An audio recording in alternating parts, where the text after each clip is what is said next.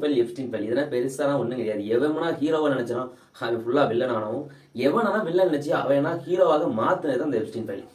நீ எல்லாம் பெரிய பெரிய ஆளு எப்பா எப்படி நடத்திருக்காங்க பாரு, மனுஷங்களை என்ன பாடுபடுத்திருக்காங்க, பச்சை பச்சை பிள்ளைய என்ன பாடுபடுத்திருக்காங்க. எங்கேயோ நடந்ததுக்கு இவங்க உயிரை கொடுத்துட்டு எப்பா அந்த ஃபைலை ஒவ்வொரு ஃபைலையும் தேடி ரிப்போர்ட்டை கனெக்ட் பண்ணி எப்பா வெட்டியிருக்காங்க, குத்திருக்காங்க, கொலை பண்ணியிருக்காங்க, எப்படி கடத்திருக்காங்க, என்னென்ன பண்ணியிருக்காங்க.